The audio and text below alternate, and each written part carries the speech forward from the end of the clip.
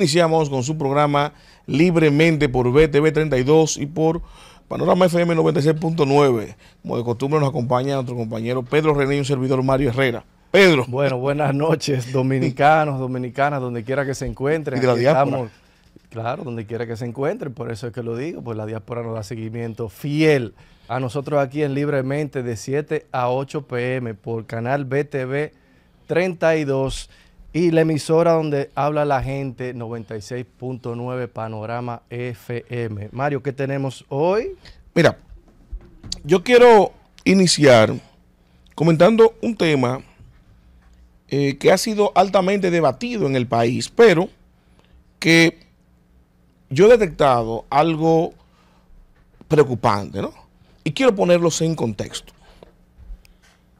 Yo quiero presentarle ahí que producción me colabore con una imagen de una captura de pantalla del error que está dando el website de Supérate con el tema del bono navideño. Ay, papá. Y ese error que está dando ahí, que Gloria se refirió a él, bueno, en tecnología pueden pasar errores como este.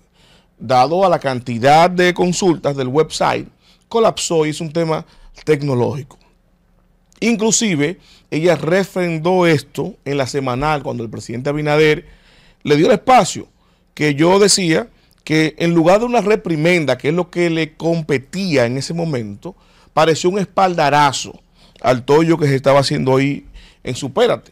Pero ¿cuál aquí es la novedad que yo quiero traerles a ustedes? La novedad es que, y atención aquí lo que voy a decir para que me entiendan, que Gloria mintió deliberadamente. Y yo les voy a explicar a ustedes en el contexto que estoy diciendo. Esa imagen que ustedes ven ahí en pantalla es la imagen de error que da una empresa llamada Cloudflare. Esa empresa, que es de servicio de servidores de dominio, ¿no? Vale la redundancia, de seguridad, tiene tres leyendas, tres imágenes, como ustedes pueden notar ahí. Cuando el website da error por causa de su ordenador suyo particular, es la primera imagen que está en verde que estaría en roja. Cuando es la empresa que presta el servicio que da el error, sería la imagen del centro que estaría en rojo. Pero cuando el error viene del servidor del cliente, entonces aquí marca el servidor del cliente. Y eso es consono con lo que dijo Gloria. Bueno, colapsó mi servidor, el servidor de Supérate. Pero ¿qué acontece? Yo lo voy a poner a ustedes en contexto, porque para hablar mentira y comer pescado hay que tener mucho cuidado.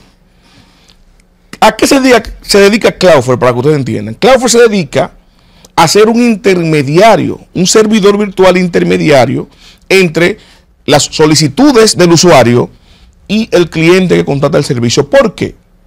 Si usted tiene un website que acostumbra a tener 100 o 1000 consultas diarias y usted compró capacidad para eso, el día que tiene 1 millón de consultas, evidentemente colapsa. Parecido a lo que nos pasa en los ordenadores cuando abrimos muchas páginas web, que se pone lento. La solución básica sería para usted, bueno, vamos a comprar una computadora más potente, que eso es un servidor más potente, ¿no? Sin embargo, si usted no tiene esa prerrogativa, porque usted fue extraordinariamente ese día que abrió muchas páginas web, usted se queda con su ordenador. ¿Qué hace Cloudflare? Bueno, yo que soy una empresa mundial, que tengo servidores en todos los continentes, soy tu mega servidor. Las solicitudes, en lugar de a ti, me llegan a mí y yo las voy filtrando. Por eso ustedes ven que los websites se ponen lentos, pero funcionan, nunca colapsan, porque el grueso de solicitudes las recibe esta empresa, Cloudflare. Y Cloudflare da un informe transparente a través de esta leyenda que les presenté, diciendo, bueno, si soy yo que colapso, yo te doy el informe que estoy en rojo. Y Cloudflare, para colapsar Cloudflare, no es 1 millón de consultas, porque Cloudflare le da servicio a Estados Unidos completo. No. Entonces Cloudflare que dice, bueno, el usuario que solicitó la información está bien, está conectado a internet y funciona. Yo estoy bien porque estoy viendo la solicitud. Ahora, quien tumbó la solicitud es tu servidor. Entonces, como Cloudflare da ese servicio, ¿para qué? Exclusivamente por seguridad, para que el servicio del cliente que lo contrata no colapse. La única forma de colapsar realmente por las consultas es que colapse Cloudflare primero, que no es el caso. Entonces, yo lo que digo es, bueno, si real y efectivamente usted lo que quería era tumbar el servicio para manejar la crisis mediática de que estaba utilizando una base de datos que no era y tal, y usted le da la orden al Departamento de Tecnología de que tumbe el website, y su intención transparentemente es simplemente manejar la crisis mediática, lo más simple del mundo habría sido poner un landing page diciendo: estamos teniendo problemas técnicos, la página no está funcionando. Pero cuando usted manda a tumbarla y cerrar el servidor para que dé un error, para luego deliberadamente ir ante la opinión pública en la semanal a mentir del país con un argumento trabajado y preparado, con la aquiescencia del presidente que le permitió el espacio ahí, usted está diciendo a la población: bueno, yo los voy a mentir, yo los voy a manipular, y el presidente está de acuerdo con eso. Escuchen bien, porque muchos ahí, opinólogos, han dicho: bueno, es un errorcito de base de datos para un bonito de 1.500 pesos. No, señores, es el mecanismo de distribución de 4.500 millones de pesos.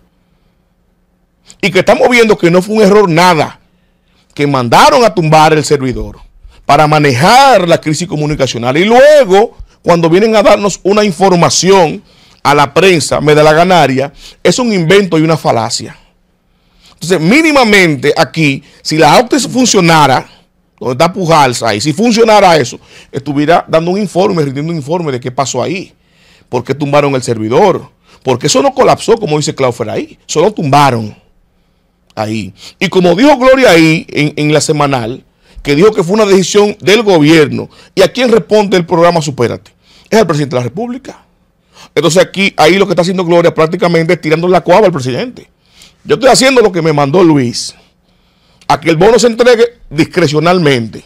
Y el presidente lo refrendó cuando dijo: bueno, antes se daban cajitas y ahora damos el bono. Entonces, aquí, señores, se supone que mínimamente el Ministerio Público debería estar interviniendo. ¿Para qué? Para rendir un informe, para investigar por qué el Departamento de Tecnología, por qué se vio la necesidad de sacar el servicio, apagarlo, el servidor, tumbarlo, ¿cómo?, en lugar de poner un landing page. Que expliquen eso. Si colapsó de verdad el servidor y Claufer le mandó el millón de consultas así y se lo tumbó, díganlo en un informe. Que yo sé que no es así. Porque ustedes pudieron armar ese parapento para manipular a los que no saben de tecnología o de informática. Yo sé que no es así. Porque exclusivamente Claufer se contrata para eso. Para que mi servidor no colapse. Yo contrato a Claufer, que recibe las solicitudes y me la va filtrando de acuerdo a mis requerimientos. Y si hay un ataque, si hay un incremento fortuito de solicitudes, me la van mandando al paso y se ponen en contacto a nivel técnico. Si yo no respondo, entonces Claufer tumba el servicio, que es el que tiene el dominio virtual del servidor. Y ahí el informe, en esa imagen, estaría en la leyenda de Claufer y no en la del servidor de Supérate. Entonces, tenemos que estar claros de que aquí hay gato entre macuto. De que Gloria Reyes, que no sé cuál es el santo que la cuida, que todavía sigue ahí, debería estar dando una explicación a este país por qué ella mandó a tumbar el servidor de la consulta, si no había nada raro ahí, si eso fue un simple fallo técnico y si la base de datos era tan transparente como ella decía. Pedro. Bueno, esto está quemándose, lo que acabo de decir, Mario. Primera vez que yo lo escucho, es un referente la noticia que tú acabas de dar. Miren, todo el que me conoce sabe que yo en estos años me he dedicado al análisis político. Sin embargo, hoy me voy a atrever a hablar sobre el deporte, porque no puedo dejar pasar desapercibido un evento que ocurrió ayer que cubrió el medio panorama. Se trata de la incorporación de los inmortales del béisbol dominicanos al equipo de trabajo para el Mundial de Béisbol 2026. Pero antes de eso, de entrar en detalle, quiero hacer una breve reseña histórica sobre qué tan importante es el deporte para una nación, para un país. El deporte se practicó por primera vez en la antigua Grecia aproximadamente por los 1600 a.C. Y para los griegos de ese entonces el deporte era tan importante como la educación misma, como la cultura La cuna de pensadores, de filósofos como Aristóteles y Sócrates veían en el deporte algo tan esencial para mantener el balance entre lo moral, lo físico y lo emocional. Ellos decían, y así estaba estipulado en la sociedad griega, que el que no estaba bien en condición física no podía estar bien en su mente y en sus emociones. Y esto era de tal manera que en cada ciudad de la antigua Grecia había un gimnasio y practicaban deporte siempre. Se llegó a tal punto que el deporte sirvió también para venerar a esos dioses como Zeus, Apolo, Poseidón, y fue de tanto arraigo dentro de la sociedad griega que inclusive hasta el día de hoy nosotros hemos visto como mencionan cada 4 años los Juegos Olímpicos, que se jugaron por primera vez precisamente en Grecia y en una parte de la periferia de Élgida que se llama Olimpia. De ahí su nombre. Por eso quiero traer esa breve reseña histórica a colación para que veamos qué importante para nosotros como sociedad es el deporte y específicamente el béisbol.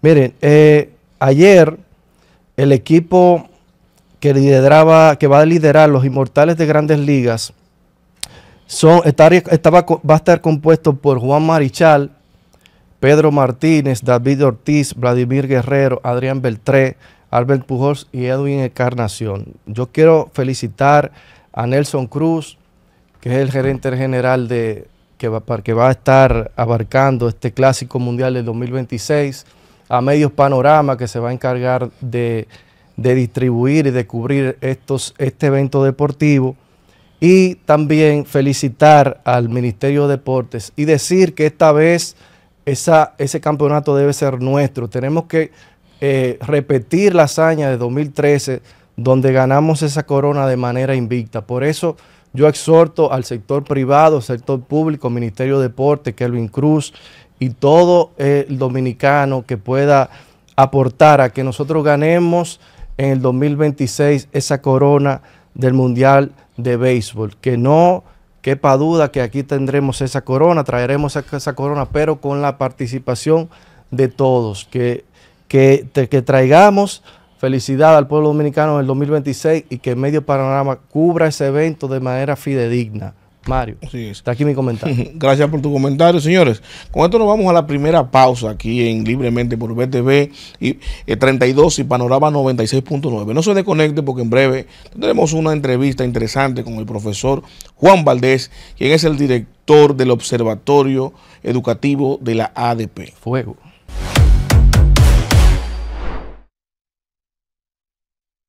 Y Panorama FM 96.9. Nos encontramos en esta ocasión en una entrevista central con el profesor Juan Valdés, quien es el director del Observatorio Educativo de la ADP. Le damos la bienvenida libremente, profesor. Bienvenido. Gracias por invitarme. No, gracias. Aquí vamos a conversar largo y tendido de la educación dominicana. Muy importante. Vamos Pedro, a empezar. arranca tú. Mire, profesor, yo quiero hacerle una pregunta y quiero ponerme en la piel de un ciudadano común y corriente.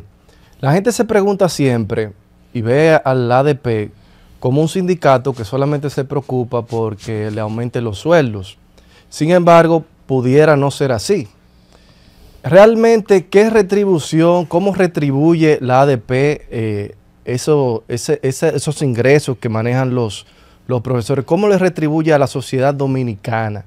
Porque se critica muchísimo que la ADP solamente se menciona y se ve y se presenta cuando quiere un aumento de sueldo o mejores condiciones salariales o laborales. Entonces, pudiera no ser así. ¿Qué opinión a usted le merece ese concepto? Bueno, los hechos te dicen que no es así. Desde el año 2019 en particular, precisamente cuando la ADP era dirigida por el PRM, que hoy está en el gobierno, se creó el Observatorio Educativo de la Asociación Dominicana de Profesores para poder contribuir con la investigación científica, con los hallazgos, con las propuestas para sacar a la educación pública del estancamiento. Hace 5 años que la ADP lo que está reclamando es mejores condiciones para los niños en las escuelas, mejor desarrollo de la educación, mayor calidad educativa, con investigación científica, con hallazgos y con propuestas puntuales. Te voy a poner algo sencillo.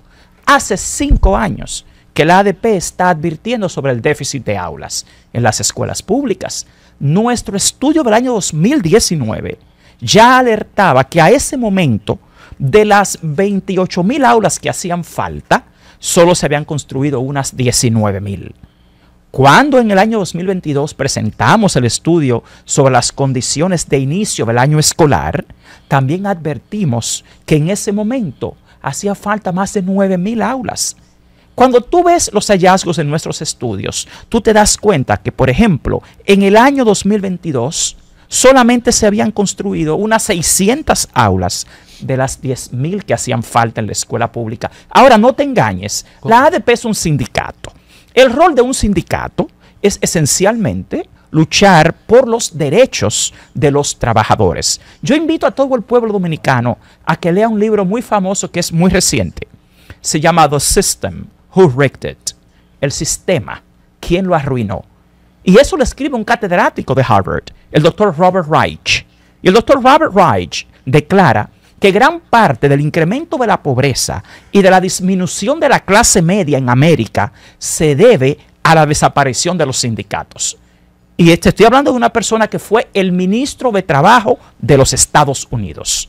O sea, los sindicatos, su debilitamiento, lo que hacen es empobrecer más a la clase trabajadora.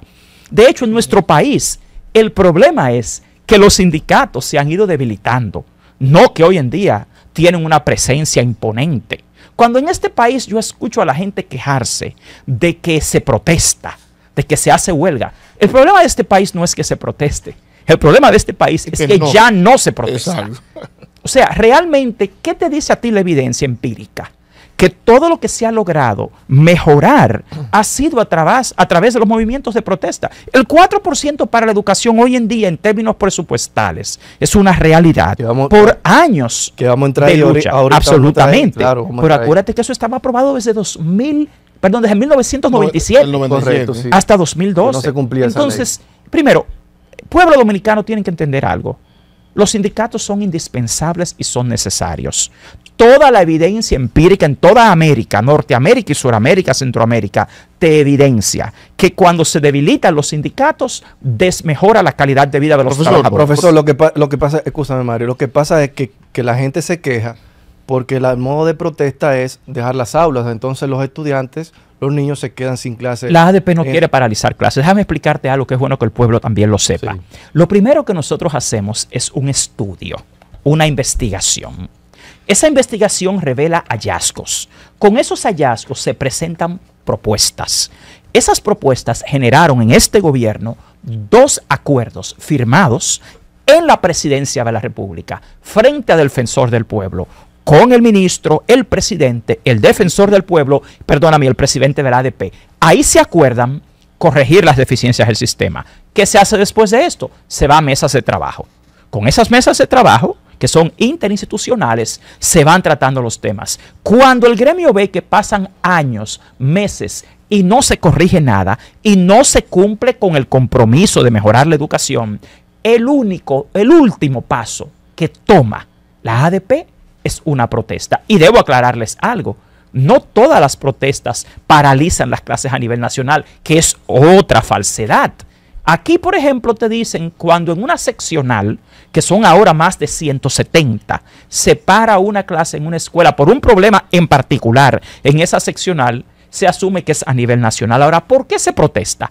Porque lo más básico de la escuela, que es el agua, que son los libros de texto, que es el mobiliario escolar, que es el personal, que es la infraestructura, en este país no funcionan. O sea, aquí no hay escuelas públicas. No está al nivel que debería, te dice. Lo que pasa es que la educación no es simplemente que debe estar a un nivel X. Mira, yo digo la calidad del servicio, porque por ejemplo, como un profesor en un aula, y yo siempre me he preguntado eso, como un profesor en un aula con 35 o 40 muchachos, ¿verdad? Pueda impartir una docencia eficiente. O sea, yo pienso que ni un científico de la NASA, que usted le ponga a dar ahí matemáticas, aquí tú puedes va a poder explicarle mira, matemáticas a 40 muchachos. Yo dirijo un centro bilingüe internacional. y yo soy acreditador internacional de sistemas educativos y he acreditado algunos de los centros más modernos de América Latina, en Centroamérica y Suramérica. Y yo te puedo decir que en las condiciones en que operan las escuelas públicas dominicanas es imposible lograr los objetivos de aprendizaje a los que aspira este país, porque el aprendizaje es un constructo holístico, ecosistémico e integral. Pero, hay una multiplicidad de factores que son los que determinan si un niño puede o no aprender. Sí, pero que ustedes ahí, la ADP y los maestros, los profesores, yo digo, que les ha faltado, al parecer, ¿no?, el apoyo de la ciudadanía, quizá porque no lo entienden. Cuando usted explica ahorita que cuando se hace una protesta, por ejemplo, en una seccional, que no se paraliza a nivel nacional, pero que en esa seccional sí, y los maestros dicen, los profesores dicen, bueno, vamos a paralizar en esta seccional, ¿por qué? Dicen los profesores, como no se ha cumplido nada con el pacto educacional y aquí no hay agua, no hay tiza, no hay pizarra o pupitre, tenemos que paralizar la docencia para que no hagan caso. Pero, entonces, en ese punto, profesor, ¿por qué no se integra la sociedad? ¿Por qué la sociedad no sale a apoyarlos en la protesta de esa seccional? Ustedes recuerdan a Chomsky, a Noam Chomsky, claro. Y hay un libro muy bonito de él que se llama Ilusiones Necesarias. Y su escrito de los 10 aspectos de manipulación y control mental de la población. Sí, y les recomiendo a toda la ciudadanía que vea el filme mexicano La Dictadura Perfecta, para que entienda cómo los medios de comunicación, desgraciadamente, a veces desinforman y manipulan. Porque mira, cuando los padres van a las escuelas, ellos saben que sus hijos no tienen buenas condiciones, que no tienen un buen desayuno, que no tienen un buen almuerzo, que no tienen buenos libros de texto, que las aulas están sobrepobladas. Un aula diseñada por el Manual de Construcciones Escolares para tener 30 niños, le meten 40, 50. Entonces hay un problema tan básico como la ventilación. El aprendizaje en el ser humano comienza a través de los sentidos. El aprendizaje primero es sensorial y luego es racional. El estímulo sensorial es lo que produce realmente la estimulación cognitiva para que se produzca el aprendizaje. En las escuelas públicas dominicanas no hay condiciones conducentes al aprendizaje. Yo digo que son guarderías porque meter a un niño 8 horas ahí, guardarlo, acomodé el lugar como sea, eso no es una escuela. Yo que acredito centros educativos internacionales bajo los estándares básicos de educación, ¿qué debe tener un salón de clases? ¿Qué medio ambiente? Un ser humano que esté con una super sudoración, que esté muy sudado, sí, no va a poder agotar procesos cognitivos que conduzcan ni a la concentración, ni a la atención, ni al aprendizaje. Sí, pero profesor, la población entiende que abandonar el centro de estudio no es la solución. No, es que abandonar el centro de estudio es la última medida. O sea, hasta un niño que no tome clase es un problema. Sí, pero es que aquí, perdóneme, mire lo importante, que me encanta eso que tú has dicho. ¿Y tú crees que lo que se da en escuelas públicas es clase? ¿Qué es una clase? Primero, yo insisto en que tienen que entender las bases del diseño curricular dominicano. ¿Qué se supone que es un proceso de enseñanza-aprendizaje? ¿Y en qué condiciones debe darse ese proceso? Porque es que han acostumbrado al pueblo dominicano a aceptar la escuela como sea. Inclusive, yo le digo a los profesores en mis charlas y entrenamientos, yo les digo, miren, ustedes creen que ustedes son profesores, pero ustedes no son profesores. Ustedes creen que esas son escuelas, pero eso no es una escuela.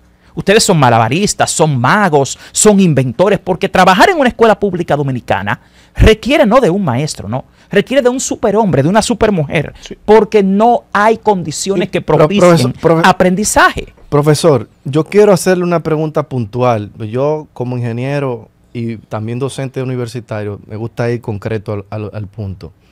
Nosotros, el sistema educativo, está mejor ahora que en el 2019, lo digo porque el actual gobierno es el gobierno que ha manejado más dinero en toda la historia.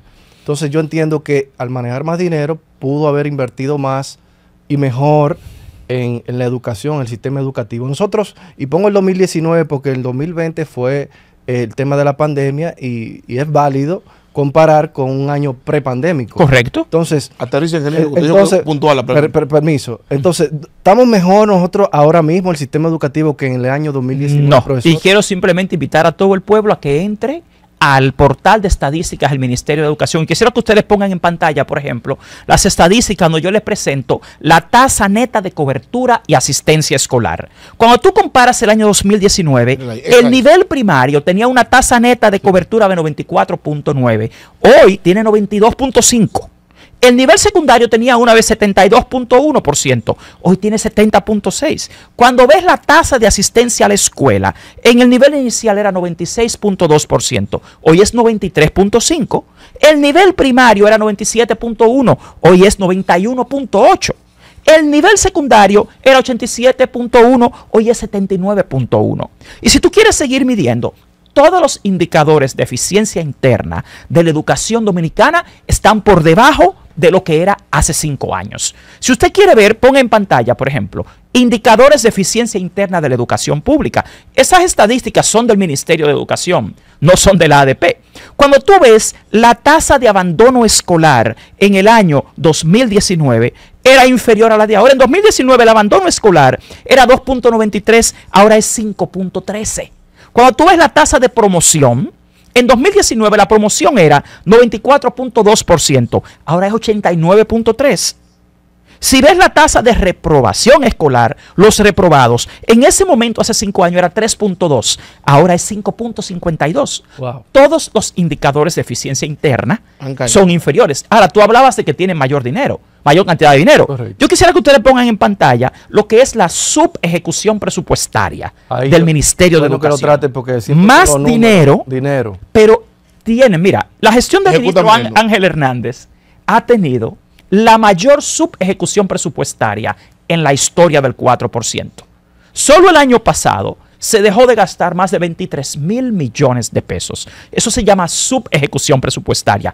En ningún año, en los 10 años del 4%, en los 12 años. Profesor, repita el número, por favor. Más de 23,000 millones de pesos. Dejaron de gastar. Sí, de subejecución presupuestaria. Pero eso es un contraste con las condiciones de miseria en las que operan las escuelas públicas. Eso no tiene sentido. Eso es un problema de ineficiencia.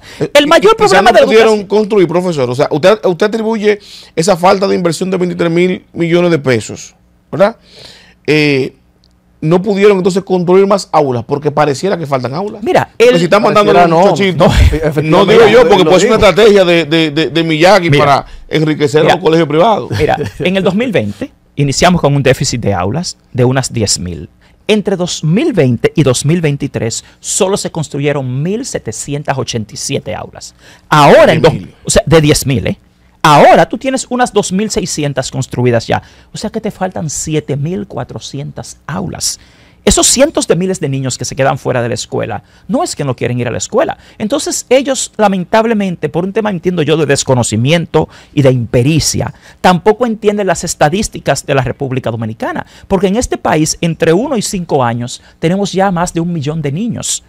O sea, la cantidad de niños que se queda fuera de la escuela en edad preescolar son cientos de miles. Pero con relación a tu comentario sobre el presupuesto, esos 23,000 millones de pesos que dejan de ejecutarse no tienen ninguna justificación porque el ministerio tiene lo que se llama un plan operativo anual y un plan anual de compras. Un POA y un PAA. Sí, correcto. Y ese dinero está programado para gastarse al más mínimo centavo. ¿Cuál es el problema? Que tenemos autoridades extremadamente incompetentes e ineficientes, que no son expertas en educación escolar. Tú me mencionaste que tú eres profesor universitario, sí, pero tú trabajas en un mundo andragógico. La andragogía es lo que rige la educación superior. La educación escolar se basa en un mundo pedagógico. Correcto. Entonces, nuestras autoridades, ninguna de las que hoy en día dirige el Ministerio de Educación, viene del mundo escolar. Todas, al igual que tú, vienen del mundo universitario. Atención, panorama. Entonces, sí, el problema nuestro es que aquí, si me preguntan qué hay que hacer para mejorar la educación, lo primero es nombrar personas competentes para dirigir el Ministerio de Educación. Ahora, ¿qué es una persona competente? Una competencia es saber, saber hacer y saber ser. Tenemos autoridades que pueden saber de educación, en este caso superior, pero no saben hacer lo que hay que hacer para mejorar la educación. Y también tienen un mal manejo, no saben ser. Pero también Roberto Fulcar viene del magisterio también. Todos los que han pasado por ahí han venido del magisterio. Mi punto es el siguiente, usted lo que evalúa es qué se logra y qué no se logra. Inclusive yo no entiendo a veces cuando me dicen, Juan, lo que sucede es que hay muchos problemas acumulados que son históricos, pero eso lo revelan todos los estudios. Se supone que cuando usted lo nombra en el Ministerio de Educación, usted es un experto que viene con un plan no basado en su expertise, no basado en su pericia, sino en la investigación educativa. Señores, aquí lo que hay que hacer para salvar la educación es muy claro. Lo que sucede es que aquí no ha habido ni pericia ni voluntad y hay un serio conflicto de intereses. La corrupción que se da en el Ministerio de Educación es algo muy serio. Te voy a poner un ejemplo básico. Los maestros. Me hablan de los maestros, que necesitamos mejores maestros. Señores, hace 6 años que nosotros estamos esperando la evaluación de desempeño de los maestros. Yo soy parte de la comisión del Ministerio de Educación para la evaluación de desempeño y nosotros perdimos 2 años en una comisión ahí adentro para una evaluación que debió haberse hecho en 2023. No se hizo. Debió hacerse en 2024 y no se hizo. ¿Saben por qué? Porque el ministro de Educación y su equipo se obsesionó con darle un contrato grado a grado de 599.744.000 pesos a una ONG que encima de todo es parte de esa comisión, violando la ley de compras y violando la confianza de los docentes. Juez y parte. Profesor, a propósito usted dice de la competencia de los maestros, mire, hay un tema delicado que se ventiló en los medios de comunicación y es el caso de Mao. De un maestro. No, el de Mao y el de San Pedro. Y el de San Pedro también. También. Unos maestros que tuvieron una relación íntima con estudiantes. Una violación. Totalmente condenable. Mira, el presidente de la ADP, Eduardo Hidalgo, tan pronto se enteró de esto, emitió una comunicación exigiendo que se tomaran las medidas. Porque eso no es un problema de los maestros. Eso es un problema de un ser humano. En este caso, sí, de un depredador. Pero un maestro, te voy a poner algo en un aula. Una figura de autoridad contra una niña, profesor. Eso no tiene justificación. Exacto. Y nosotros lo condenamos y nosotros somos los que estamos exigiendo justicia. Y lo denunciaron. ¿Cómo se enteró la ADP de eso? En los medios. Porque ¿qué sucede? Yo he dicho que lamentablemente acá tienen que tener mucho cuidado. Porque a veces los medios, en su afán de sensacionalismo, lo que hacen es revictimizar a una víctima. Si usted quiere corregir cosas como esas, primero usted tiene que investigarlo rápidamente y asegurarse de que el depredador no escape. Aquí, lamentablemente, en un afán del Ministerio de Educación de hacer de esto un escándalo para distraer la atención de los escándalos de corrupción que ya se habían denunciado, inundaron las televisoras y los medios de comunicación con 2 casos de violaciones, uno en San Pedro, otro en Valverde Mao. Eso es grave, profesor. Está diciendo que quien dinamizó eso fue el mismo Miner. Por algo para sencillo. distraer de la otra cosa. Tirando aquí hay un programa profesores muy famoso que me invitó a mí para tratar ese tema. Y a ese programa le filtraron el expediente, violando la ley. ¿Tú sabes qué pasó? Que lo hicieron tan precozmente que el depredador escapó. ¿Por qué? Por un muy mal manejo mediático del Ministerio de Educación, usando la desgracia de una niña para querer distraer la atención de la población y confundirla. Yo te reitero algo, yo tengo una hija y yo como maestro de 34 años de experiencia y director de centro educativo, condeno, al igual que lo condena la ADP y toda su dirigencia, cosas como esa. Ahora vamos a estar claros, vamos a hablar de violaciones sexuales en este país. Señores, entre enero y agosto, aquí se han reportado 5.000 denuncias de violaciones sexuales. Y ustedes sabían que 4.250 de esas las han cometido los padres, los abuelos y los tíos. El 85% de las violaciones a menores de edad las cometen los familiares cercanos, no los maestros. Sí, pero eso Tomar no un profesor, nada lo justifica. Miren, no lo justifica. Lo que pasa es que si vamos a hablar de lo que es noticia y de lo que sí debe tomarse una política educativa, es con el verdadero problema. No es en la escuela que están violando a las niñas. Es la composición. Recuerda que la composición familiar es una cosa obligatoria. Ahora, la composición de la escuela es una confianza que le da la familia al profesor. Maestro, un depredador no puede ser. Mario, ningún maestro quiere más a un niño que su papá y su mamá. Vamos a estar claros. Eso es bueno. Aquí el gran escándalo es que el 85% de las violaciones las están cometiendo los padres, los tíos, los abuelos. O sea, un familiar, un consanguíneo cercano. Profesor, entonces nosotros vamos a extenderle la invitación para seguir hablando de diferentes temas porque es interesantísimo y tenemos muchos temas pendientes en educación, por el tiempo en televisión y en radio es corto. Le vamos a dar las gracias por habernos acompañado el día de hoy. Gracias, profesor, por estar con libremente nosotros. Sigue invitado para seguir debatiendo temas interesantísimos, importante saber lo que hace la ADP por la educación dominicana. Continuamos en breve con más de Libremente por BTV y Panorama FM. Seguimos con más de Libremente por BTV, Canal 32 y por Panorama FM 96.9. Señores, Pedro. Dígame, profesor. Hoy tenemos la sorpresa, que no es tan sorpresa, Ay. de que en el Congreso se han aprobado 2 préstamos. Y no solamente 2 préstamos, sino que se ha aprobado el presupuesto del año 2025. Eso vi, sí. Y ese presupuesto, escuchen bien, adolece de tener ningún tipo de cambios. ¿Y por qué esto es importante en este enfoque? Porque si no tiene ningún tipo de cambio el presupuesto del próximo año, quiere decir que la misma metodología de ejecución que se han hecho en los últimos 4 años será la misma que va a ser el 2025. 25, O sí. sea, no solamente deficitario, sino para seguir gastando. ¿En qué? Valga la redundancia, en gastos corrientes. La gente no ve la importancia quizá cuando dicen gasto corriente. Bueno, ¿qué es gasto corriente y deficitario?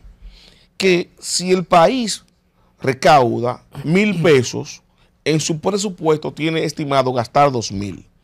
Y como hay 1,000 que faltan, prestado. tiene que buscarlo, lo va a coger prestado. Prestado, claro. Ya empezaron los préstamos. Ay. Pero no solamente prestado, sino que esos 1,000 pesos que produce el país y esos 1,000 pesos que cogen prestado, que son 2,000, que es el nuevo presupuesto,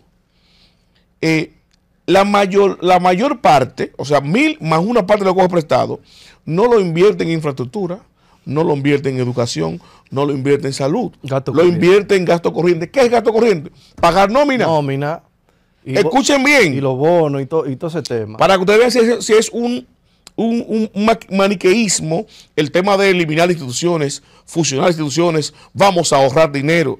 Bulto. Porque si no se baja la nómina pública no se ahorra dinero. Si usted fusiona 2 instituciones y deja a los mismos empleados, ¿qué está haciendo? Nada, No absolutamente. está haciendo nada. Y para colmo, ¿usted sabe qué advirtió el gobierno con el tema de la supuesta reducción?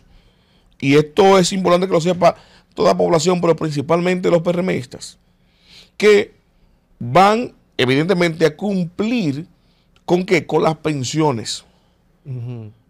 Y con los 2 o 3 que puedan permanecer en el puesto, que se justifique, se quedarán, y los demás se van. ¿Qué quiere decir eso? Cancelado. Cancelar PRMistas. A cancelar PRMistas. Es que van. Porque lo que aplican a la pensión son los PLDistas que tienen 20 años en el 20 Estado. años trabajando y los 25 años trabajando. Entonces, claro que sí. cuando tú vienes con una modalidad de supuestamente ahorrar dinero del Estado, que está pidiendo que reduce los legisladores, que está pidiendo que se le quiten las exoneraciones a los legisladores, pero que agarra y mete 2 préstamos, tú lo que estás buscando es gastar más cuarto.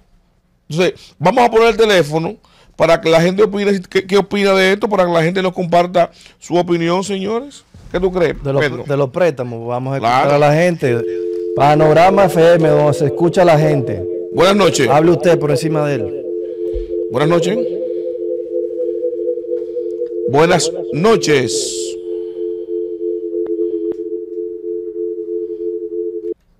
Ese quedó pegado ahí, parece. Señores, vamos a poner el teléfono en pantalla para conversar con los usuarios que siguen nuestra transmisión, porque queremos ver su opinión con relación a estos préstamos que se están tomando a propósito del bono. Si no hay dinero, ¿verdad? Y aquí dice Gloria, explicaba que hay 1 millón de pobres, decía Gloria solamente. Y ahora están dando 3 3 millones. Esto ¿Verdad? quiere decir, ¿Verdad? Entonces, sí, estamos hablando ahora de 4 millones más de pobres. O sea, no hay dinero, tenemos pocos recursos, vamos a coger dinero prestado, pero estamos regalando 4.500 millones de pesos. Hasta Leonel, Hipólito, Danilo, todo el mundo salió en la plataforma. Exactamente. Entonces, ¿cómo es de los posible que bonos. se esté justificando, se justifique un presupuesto deficitario, 2 préstamos automáticos ahora mismo, con la aprobación del nuevo presupuesto de 2025, y Gloria siga ahí campana antisonante? Que este no es el primer escándalo que tiene ahí, supérate. ¿Y será que el presidente piensa dejar No, que- ahí estos próximos 4 años? Porque no ha pegado una. En los 4 años pasados, No, hermano. el primer año 2020, lío. El 2021, lío. 2023, lío. 2024, lío. Entonces, va a seguir Gloria en supérate y lío tras lío. Porque, No, la gente tiene que porque si manifestarse. yo te digo, Mario, ok, el primer año, un error técnico. Pero, hermano, entonces el mismo error al otro año y al próximo año, Entonces, que fue un error de la plataforma tecnológica. Ok, vamos a decir que sí. Ya tú demostraste, Mario, en tu comentario que no es tan cierto eso, que fue que mandaron a tumbar la plataforma, el sistema. Sin embargo, oye, la gente empieza a decir, pues, coño, pero un error, un año bien, pero todos los 4 años, error tras error, y el mismo. Porque el año pasado también se vio que todo el mundo que no aplicaba para ese bono, porque realmente es clase media o clase alta, y salía también ahí en la plataforma. Pues este año tocó con los expresidentes, eso se hizo popular, tocó con los expresidentes Danilo, Hipólito y Leonel Fernández, que salían en la plataforma como si necesitaran un bono de 1.500 pesos. Inclusive el presidente Fernández, su alocución que hace de manera ya cultural, digámoslo así, como la semanal del presidente, los lunes, decía que él no se ve, él pensaba que no era tan pobre, que se veía en la miseria, porque estos 1.500 pesos realmente él no lo necesita. Sin embargo, ese error debió corregirse el primer año, no se corrigió, siguió corriendo en los años posteriores, y todavía después de 4 años estamos viendo ese mismo error de tecnología. O sea, no se ha aprendido de ningún error de lo que se vivió en el pasado.